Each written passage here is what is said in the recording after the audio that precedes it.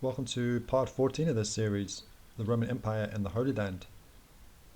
And this series started with this question: how does the Roman Empire fit with the Promised Land being in Africa? That was the precursor to this series, and we've got this playlist here that we're busy working on. Now on this notepad, I've just got some notes here to try help me get through the video, make sure I cover everything.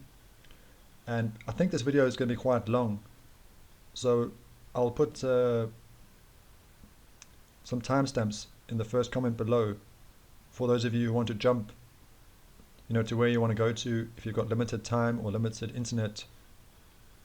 But I'd like to do a longer video because we haven't spoken in a while, and the videos have been less frequent. So I'd like to start by referring to the previous video. I'd like to say thank you to all those that liked the previous video and also left a comment. Received many nice comments with encouragement and advice, and I did try to put the advice into practice. But I'd like to say that I don't want to portray the wrong thing.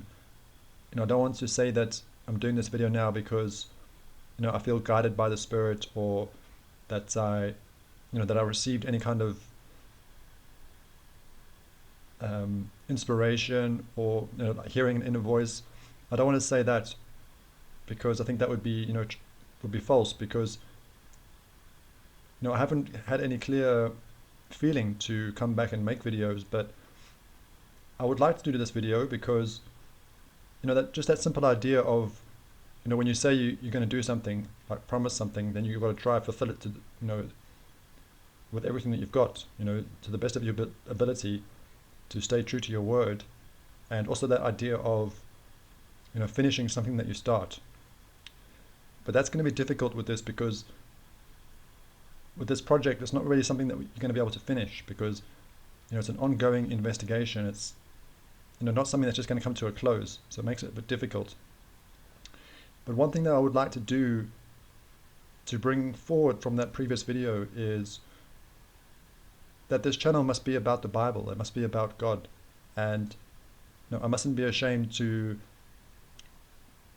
to say what I believe, but also for the channel to be about God, and to speak about God and also the Bible. I think that's important. So that's what I'd like to do to start with, is a verse. Just pick out a verse from the Bible, from the Gospel of Luke. And I just want to read this out. It says, "Meanwhile, when a crowd of many thousands had gathered, so that they were trampling on one another, Jesus began to speak first to his disciples, saying, 'Be on your guard against the yeast of the Pharisees, which is hypocrisy.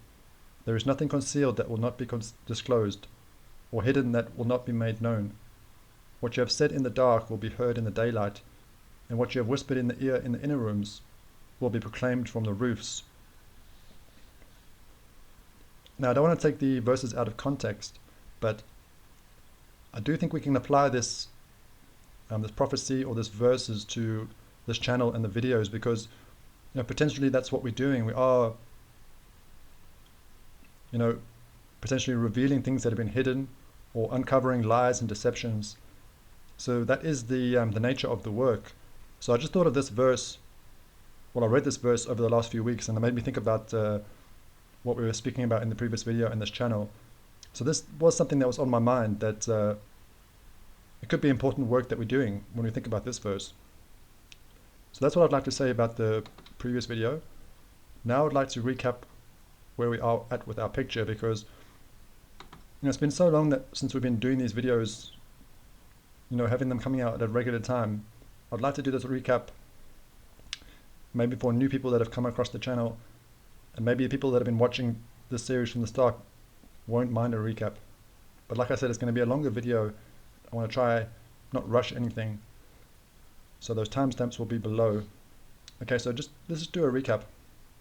So the picture that we're working on is very different to the traditional view.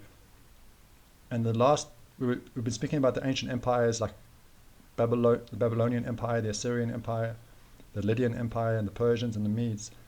And we were last working on the Persians.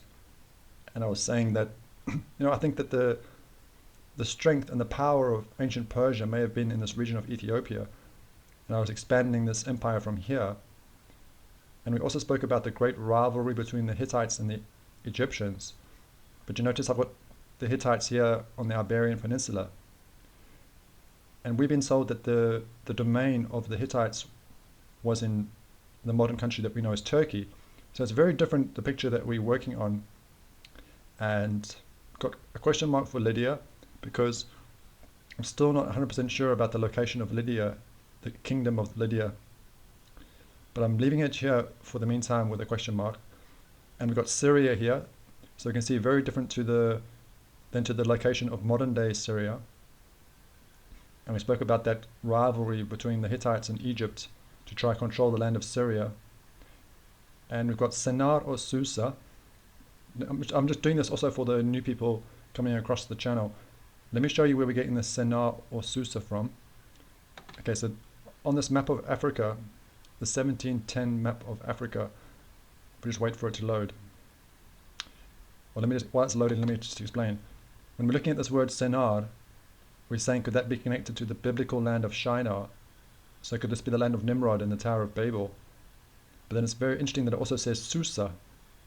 And Susa is an important location for the Medes and the Persians. Now, I'm not saying that this is definitely the Susa that belongs to the Medes and the Persians. I know there's other scholars on YouTube that have got different opinions about Susa, but I just find it very interesting that it's here. Let me show you on the map. So if we zoom in, so we're seeing this region of ancient Nubia. We see how it says Sennar or Susa. So I just find that detail very interesting. It also says Susa. We might speak more about that.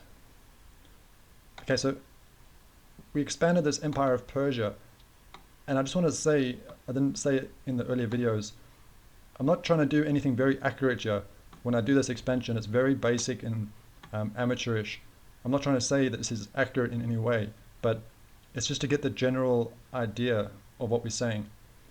So a quick recap, we said as this Persian empire expanded, there was a war between Persia and Lydia. But before that time, we also spoke about the Hittites, that when the Hittite empire collapsed, that would mean that Lydia would have the ability to expand into the previous realm of the Hittites. But when we said when Persia conquered Lydia, what belonged to Lydia would then belong to Persia, and that was going to bring this Persian empire closer towards Europe, and this bringing this potential war between Persia and Greece closer.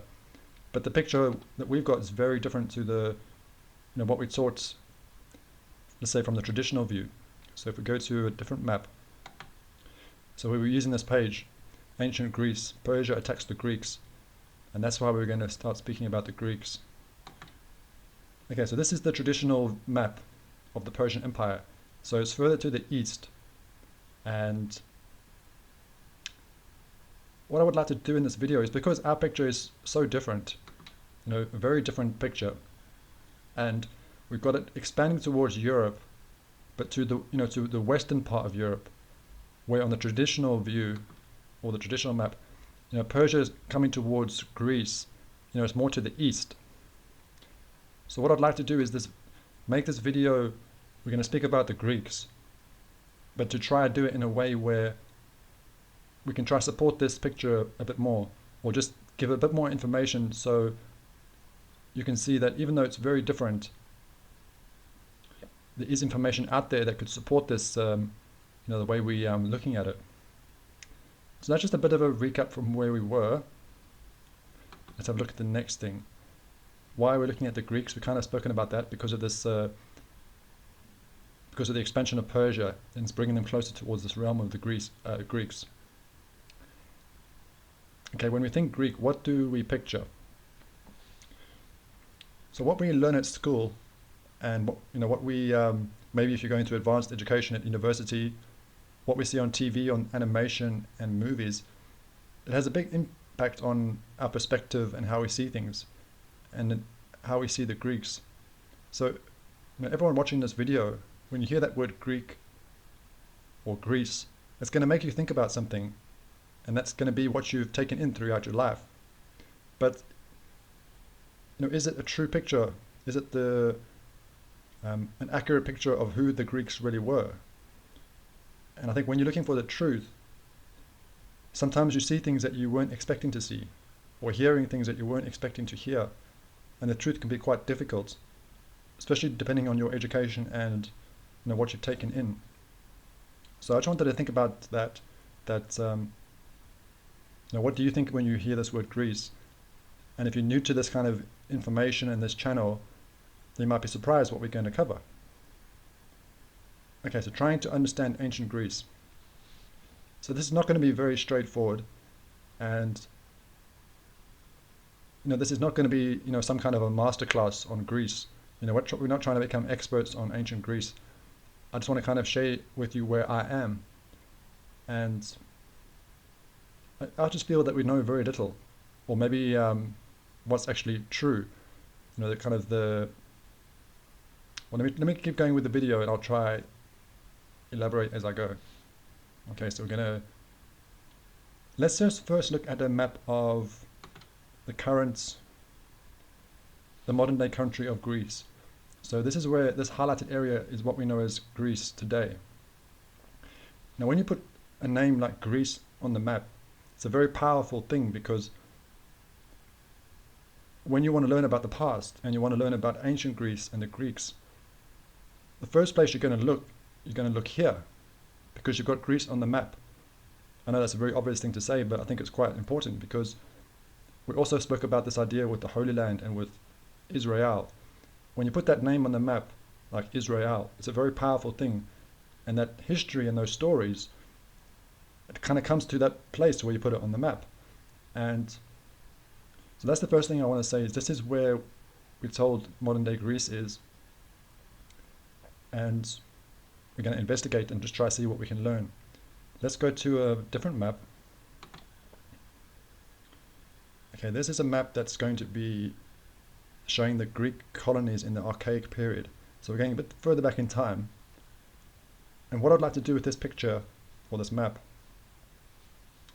is to just say what I'm questioning and what I'm not questioning. What I'm happy to leave as it is. So there's a Greek presence here in Libya. I'm happy to not question that. And this Greek presence here in the country we know today as Italy, I'm happy to leave that the way it is, not to question that.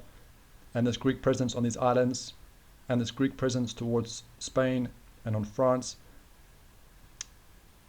I'm not going to question that. The part that I'm questioning is this part here. If you can see my cursor, I'm questioning this part, and also definitely questioning all this territory that they're saying here is Greek colonies in this region towards the east. To the countries we know as like Ukraine, Russia, and Turkey. And in the modern day country of Greece, I'm also questioning this, just to get an idea of what I'm questioning and what I'm not. And just a few things that we can maybe pick up from this map, just like the basics. We can see that the ancient Greeks would be a maritime people, because you can see how they stay to the coastline with this map. You can see where they expand to and where they relocate with these colonies, how they stay to the coast. So we can learn a few things from this map, with they're obviously going to be a maritime people staying towards the coast, and we can see they've got the parent cities and then the new colonies. So Greece wasn't really let's say like a country as such, or an empire. We've got these very powerful city-states spread across the Mediterranean. And let's just pick a very famous one like Sparta. Let's say Sparta sent some new, let's say they sent some of their people to create a new colony. That new colony, wherever it went to, would be independent from this Sparta. So they would be able to be independent. They wouldn't be strongly influenced from the parent city. And that's very interesting, because it's not really an empire. Even though they've got all this potential territory, you can't really class it as an empire, because the cities are independent from each other. So at times they may even war against each other as great rivals. But then if there was a foreign threat, they could unite together and make a very powerful league. So it's just very interesting to learn about the culture and the way they did things.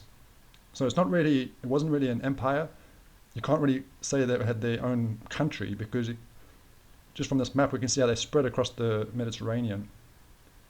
But there was a place known as the mainland Greece, and that's something we're going to be trying to investigate. When we look at the sources and they say mainland Greece, what does that mean? Okay, let's keep going. Okay, so we spoke about the independent city-states. So the most famous ones being Sparta and Athens. And we're going to be speaking more about Sparta in this video. Okay, so let's go to... Before we go into who were the ancient Greeks, I just want to show you this other map. Because I thought this was... let me see where I've got it. Here. I didn't know about this until I started researching that this region of southern Italy was known as Magna Grecia, so Greater Greece. So I think this is quite important to keep in our minds, that this region here, so the modern day country of Italy, but this southern part, to the Romans they called it Magna Grecia, which means Greater Greece. So I just find that very interesting, something to think about, keep in our minds. But let's go to, where does this word Greece come from, or Greek? And we have to go to the mythology to get the answer, or the possible answer. And we're going to be speaking quite a bit about mythology, because it seems like you can't really get a complete picture for the ancient world, or an understanding, without looking into the mythology. Okay, so we've got this character in the Greek mythology called Graecus, or Graekos, and it's saying that he was the son of Zeus. So this could be where this word Greek or Grecian is coming from this character. And this is what this page is saying, that this word Grecian coming from Graecus. So this brings up some interesting things to think about, because do the Greeks descend from a god? Because the mythology is saying that Zeus was a god. And if the Greeks descend from Zeus, does that mean the Greeks descend from God? So that makes me wonder about the modern day Greeks. Do they think about this? Do they believe that they come from a god, descend from a god? And if they don't think about it and that doesn't matter to them, or they don't believe they come from a god, then why call yourself a Greek? I don't want to just throw out flippant questions or anything, but if you can see my train of thought, if it's true what it's saying, that this word is coming from this character who's a descendant of Zeus, if you say that if this is saying that Zeus is a mythology, so it's not real, then what does that mean about the Greeks and where this word's coming from? So yeah, I think it's just makes me wonder about the modern day country and the people. What do they think about this mythology, and do they believe it? Are they interested in it? Because if it's saying here that the Greeks descend from Zeus, this god, what do we make of that? And that's what we're going to go into now, because if you haven't been watching this channel, I just want to tell you the theory that we're putting forward, that the Greek god Zeus could actually be the biblical Cush. So not a real god, but just a man. And then when you go with that train of thought, does it actually start to make the history make more sense, and does the picture become a bit clearer? Because straight away when we look at this name Graecus, we can see potentially we have the name Cush in that name. So that's why I'm definitely thinking that this theory of connecting the biblical Cush with Zeus, is becoming stronger, and we'll see a few other things that I want to show you that can support it as well in this video. So that's a very big thing. If we go back to kind of recap a little bit, what do we think when we hear the word Greek or Greece or Grecians? This is quite a big deal, because what you picture, what you TV, movies, and what you learn at school, if it's true what we've just said, that the Greek god Zeus could be the biblical Cush, that has a big impact on now how you might think about the Greeks. And that picture that you had in your mind at the start of the video, you might be thinking of something a bit different now. You might be surprised, you might be thinking all kinds of different things, especially if you're new to the channel. So I think this could play a big part in how we try to understand the Greeks and also the Greek world with this potential connection with Kush and Ethiopia. Okay. Now we need to look at another word, which is Hellenes and Hellas, because the Greeks actually didn't refer to themselves as Greeks. They refer to themselves as the Hellenes. So we've got these two words that are pretty much synonymous. You can either use Hellenes or Greek. It's pretty much saying the same thing. But they would have called themselves the Hellenes. And this is where we get in that word Hellenization. So to Hellenize. So when the Greeks would invade and conquer and spread their culture and their religion, it's known as Hellenization. So when if we just use an example from the Bible or from the Apocrypha, during the time of the Maccabees, when the Macedonians were bringing that Greek culture and forcing the Israelites to assimilate, to worship Zeus, and then you would call that Hellenization. So we're going to have to go back to the mythology to see where this word could be coming from. Like I said, we've got to try and understand this picture with this ancient history of Greece.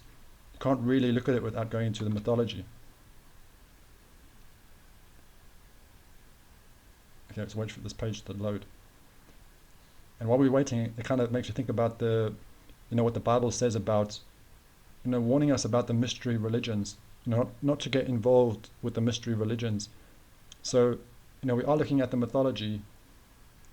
I don't want to become like an expert in it or delve too deep, but it's just to get a little bit of understanding just to help with this picture, really. So just waiting for this page to load.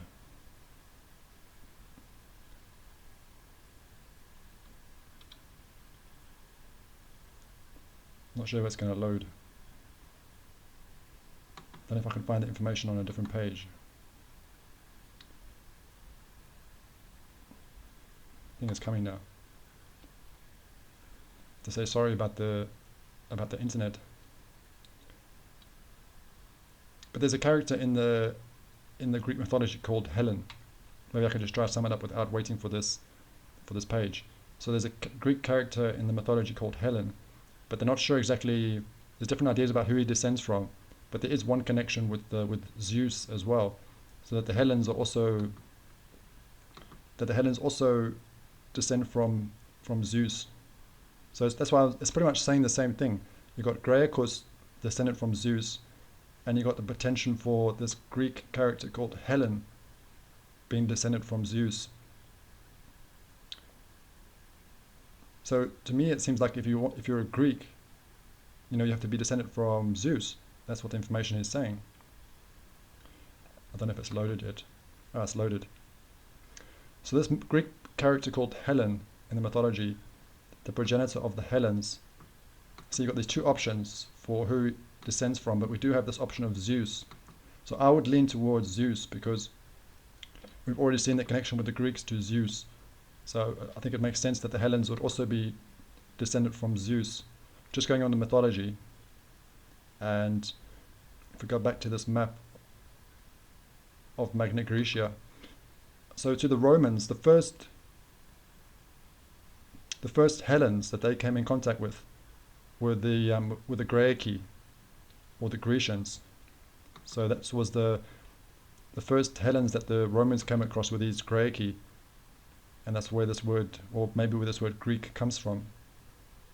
So yeah, it's very interesting, this Magna Grecia, that most of this territory here, known as Greater Greece to the Romans, and the Roman Empire is pretty much just an expansion of the Greek Empire.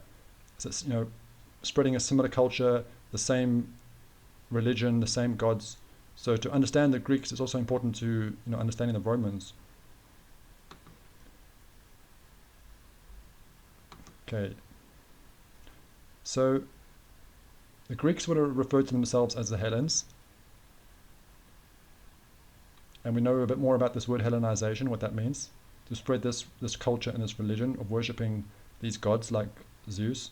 But now we're seeing that we're saying the theory that they could actually be characters from the Bible. Now we're going to look at a few of these famous cities or these famous Greek cultures, but we're not going to go deep into detail. So don't worry if you've never heard of some of these words. We're not going to go too deeply into it, but I want to speak about the Mycenaeans. So this is one of the oldest Greek cultures. And I found this web page.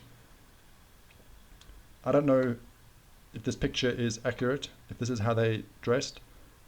We have to be careful what we look at, because we can see how we're seeing different pictures, getting different information. So we can't just assume that what we see is the correct portrayal, but maybe this is what they may have looked like with their dress and their chariots. But this Mycenaean culture, I don't want to study and learn about the Mycenaeans, but basically, they disappear very suddenly from history, and all we have is oral tales about who they were. But I want to just bring them up because, well, you'll see why now. So again, we have to go to the mythology, because the Mycenaean culture, or the Mycenaeans, the founder of the Mycenaeans is a character in the mythology called Perseus, but you see it's also descended from Zeus. So we keep getting this idea that everything Greek comes from Zeus. Just that simple idea is where I am at with the Greeks at the moment. But I want to mention Perseus because Perseus has a son called Perses, according to the mythology. And I want to read this part here. It says, Perses was left in Kossae. And this is where it gets interesting, because if we go back to the page on Graecus, notice how you've got Graecus, but you've also got Graecos.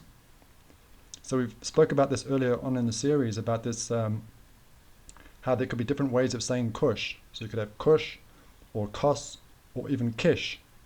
So I'm not saying this is a fact, this is just my interpretation. Could it be saying that Perses, there'll be a grandson of Zeus, was left in Kossae, or Kush? So Perses left in Kush.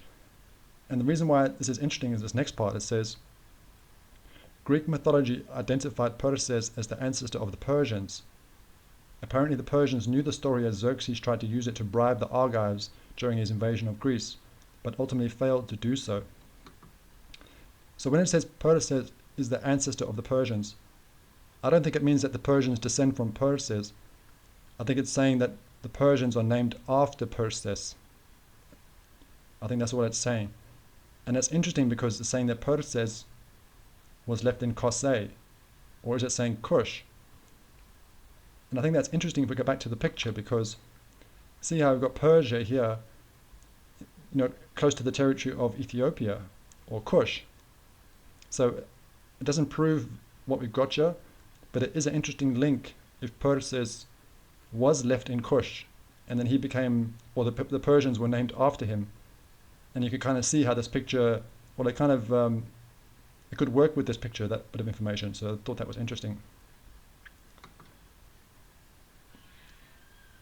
Okay, the next one we're going to speak about is Sparta. And again, not going into massive detail or anything. And the Spartans are very famous for the movies and things that have come out. But just to see the basic idea that, back to the mythology again, we have this character called Lacedaemon. And we see Lacedaemon, i.e. Sparta. And we see Lacedaemon was the son of Zeus. So we're getting all these different sons of Zeus, and they seem to be creating these Greek cities or these Greek cultures, like the Mycenaeans and the Spartans, but they descend from Zeus. So just to kind of recap that idea that to be Greek, or what does it mean to be Greek? So far from this video, we're seeing that you kind of need to be descendant from Zeus to be a Greek. But if Zeus is a god, or if it's a myth, what does it mean for all this history and these people? So for me, it makes more sense that we don't view Zeus as a god, but we view him as a as a man, as a character, as a person from the Bible. It does seem to make more sense. And I'd like to show you one more connection of this Zeus and Cush, because I don't want to overload you with mythology, but this one is interesting. There's another character in the mythology, Dionysus, and we see Dionysus is also a famous son of Zeus. If you're new to this stuff and you haven't been watching our videos, let me just give you this part 3 of this playlist. It says here, who was Hercules? In this video we speak about mythology and how you have all these famous sons of Zeus, or all these different names, but it could just be speaking about one person, and that kind of makes more sense to me. But yeah, this Dionysus, that's his name in the Greek, but to the Romans he was known as, let's wait for the page to load, he was known as Bacchus to the Romans. So this is very interesting, because we see in this name we've got Kus. Now, I'm not a language person or a linguist, so it'd be nice for people to confirm or deny that are good with languages. But to me, that seems like it could be saying son of Cush. Son of Cush in the Roman, but the Greeks know him as Dionysus, but to them he's a descendant of Zeus. So you can see how that connects, that makes another one of those connections between the Greek god Zeus and the biblical Cush. So Dionysus, also known as Bacchus. And you'll start to see this Cush in names. You'll start seeing it more and more the more you start to think about this. If you do know your Bible and also the Apocrypha with the Maccabees, and you have these very famous characters like Antiochus Epiphanes, you'll start to hear in the name Antiochus. And it just makes you wonder, does he have that in his name because he's a descendant of Cush? Okay, let's get back on track. So yeah, the idea is not to try to become experts or go into great detail. The main thing I want to take from this video is that it seems that there's a connection with Zeus, obviously with this Greek and the Hellenes. There's a connection with Zeus, but with this theory connecting him with Cush, how does that impact how we view the Greeks and ancient Greece? That's kind of the main thing that I want to take from this, and also where I am at trying to understand this.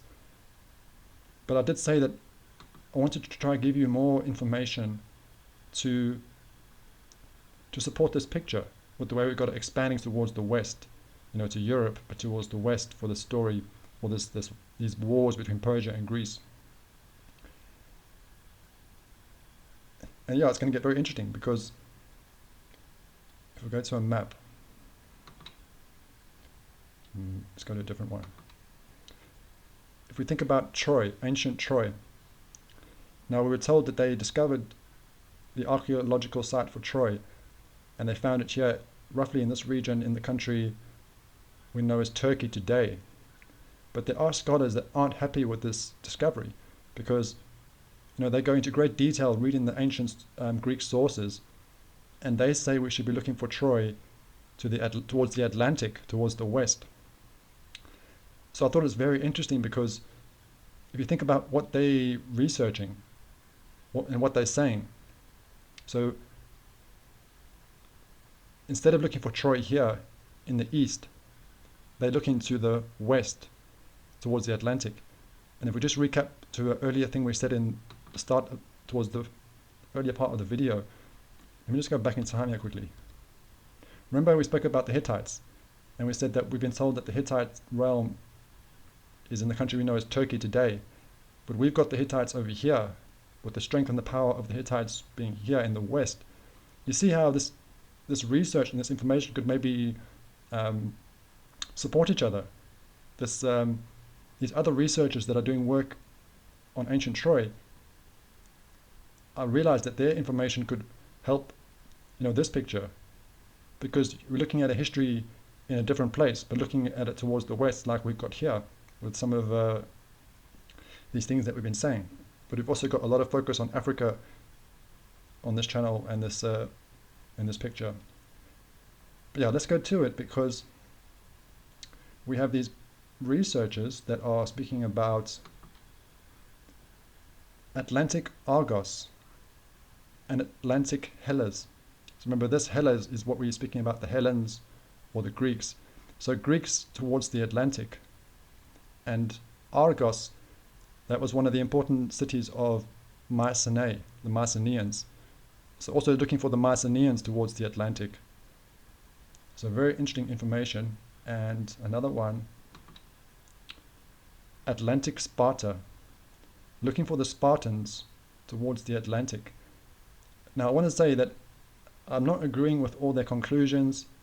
I'm not saying that I agree with all their research, but just to give you this idea that we've got other scholars that are looking for the Spartans towards the Atlantic. So Portugal, Spain, and also North Africa, West Africa. So it's a different picture to the traditional view, but now we can see how their information and their findings could actually help with this picture. So remember how we were expanding this Persian Empire. It's coming towards Europe, and we're going to have these very famous wars between Persia and Greeks, so Persia and Sparta. But now we're looking over here in the West, so a totally different picture. And like I was trying to say, I wanted to give you some information to say, there is actually information out there that could support this. And it could be these researchers that are researching ancient Troy. And what else did I want to say? Yeah, so it's very interesting that they say that this territory or this kingdom could have been very large, even coming towards. Well, let me just go to this. I want to kind of. It's very interesting, this connection. It's also new to me as well, so it's quite exciting, especially if you're interested in these ancient kingdoms and history, like Atlantis and Troy. Okay, so the Persian Wars, both Sparta and Athens.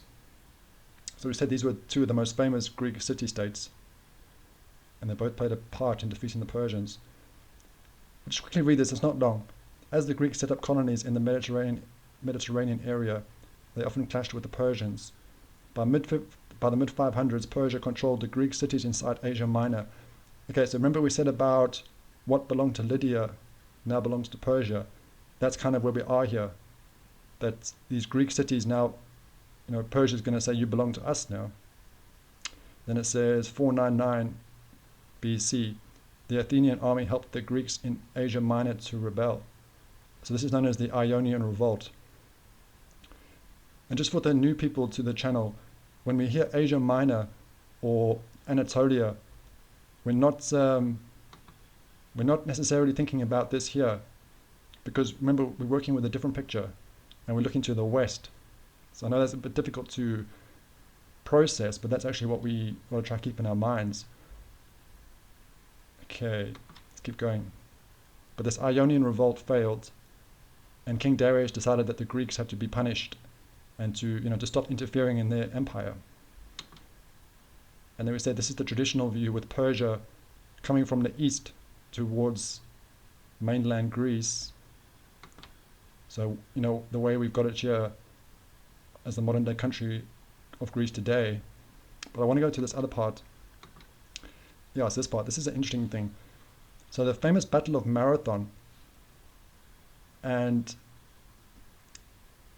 I just thought it was an interesting connection. I don't know what to make of it exactly myself yet, but these researchers that are researching ancient Troy, they actually connect Marathon with Mauritania, that the Battle of Marathon may have happened in Mauritania, but not the country Mauritania that we know today in Africa.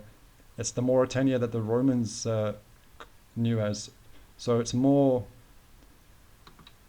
I don't know if it has that on this map, maybe it does. But Mauritania to the Romans would have been more like North Africa, Algeria and Morocco. So I'm not sure what to make of it. It's very interesting because we can see the similarity of the words. If you think about Marathon or Marutan, and think about Mauritania. So it's a very interesting connection that they make. So yeah, definitely lots of very interesting research on these pages with the looking towards the Atlantic. And just want to say, make that point that I'm not saying that I agree with their conclusions or with all of their ideas, but there definitely could be some very valuable information that they've discovered. So let's just quickly look at a few of them before we finish the video. If we go to this map, now remember we're connecting the Hellens with the Greeks. If we go to this map,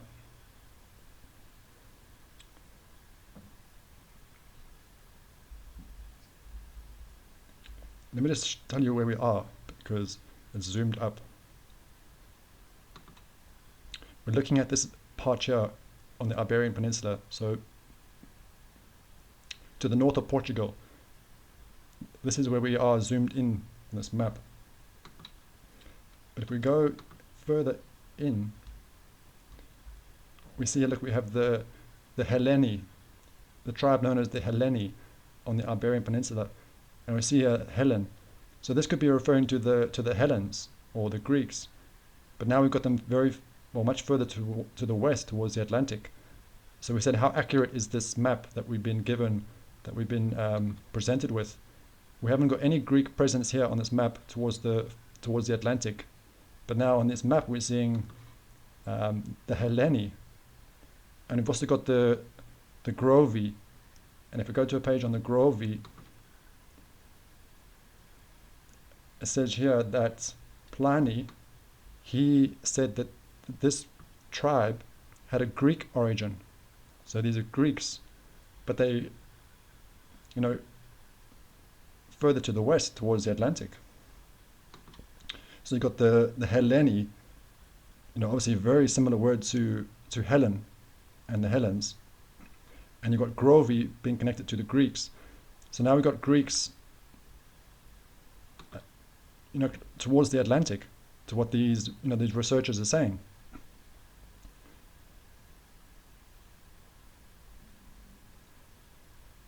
So I thought it's very interesting because I can't say that I haven't got all the answers, because still waiting for information to come out and different puzzle pieces. But when you've got this Persian Empire expanding towards the Iberian Peninsula, and with it being such a different picture, it's difficult to, obviously it's going to be difficult to believe. People will say this is crazy, but it's also based on lots of research. A lot of this is also based on the Book of Jubilees and the way I was interpreting it.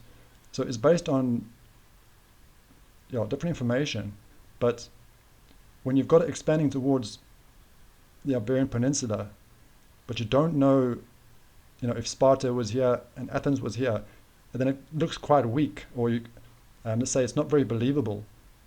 It seems like too hard to believe. So that's why I just wanted to show you this information, that there are researchers looking for the Spartans towards the Atlantic, and also the Athenians and the Hellas and the Mycenaean culture looking towards the Atlantic. So it's very interesting. And hopefully, if we get to make some more videos, we'll try maybe look at some of these details and see if it helps with our picture and what else they're saying. And I'd like to also speak a bit more about Sparta, because there's a very interesting link in the book of the Maccabees between Israel and Sparta, and that could be important to try maybe dig a bit deeper and see what else we can find, this connection with Sparta and Israel.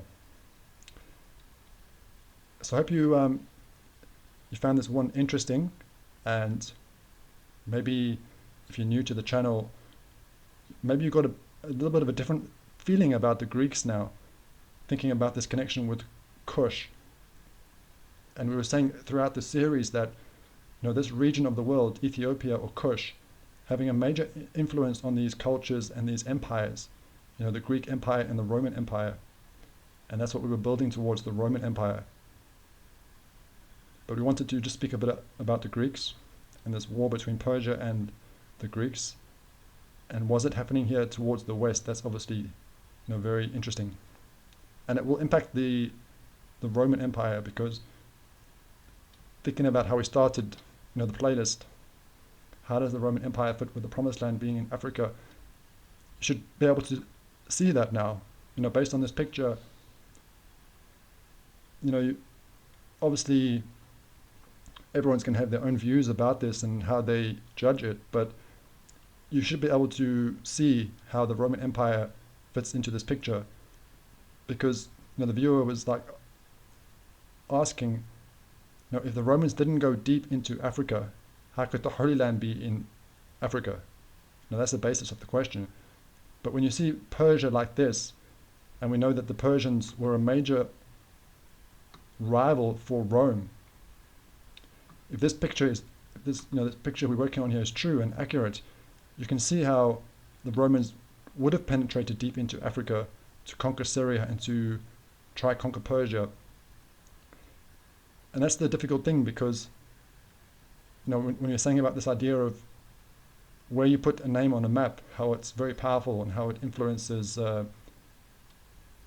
how you view things and where the history is, where you think the history is taking place. So people will say that we don't have any records for the Romans penetrating deep into Africa. But if Syria really was here where we have it, or close to this region, then we do have records for the Romans penetrating deep into Africa. If you view the information in the right place where it's supposed to be, then you do have information and records. So it just depends on where is this actually really happening. And that's obviously the idea of the channel and the investigation.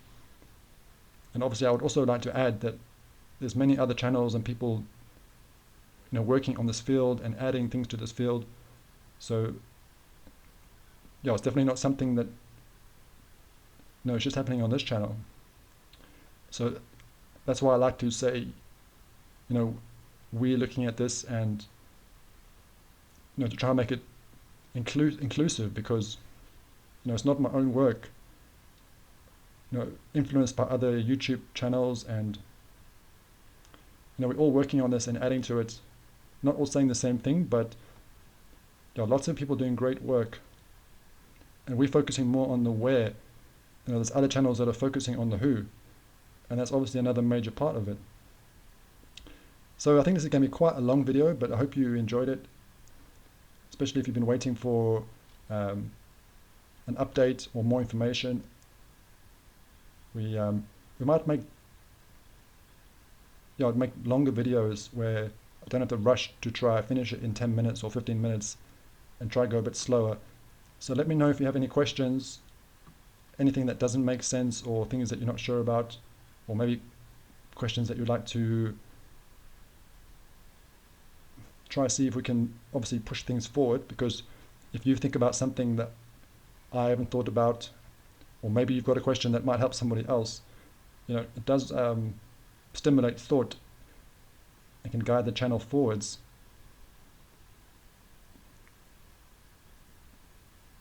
So yeah, I think that'll be it for this video. I think I spoke about everything I wanted to.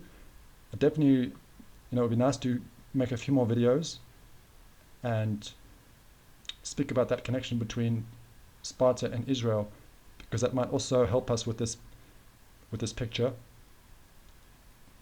And we'll try to see if we can make it to the Romans, how the Roman Empire expands. So thank you for watching this one, and we'll see you in the next video.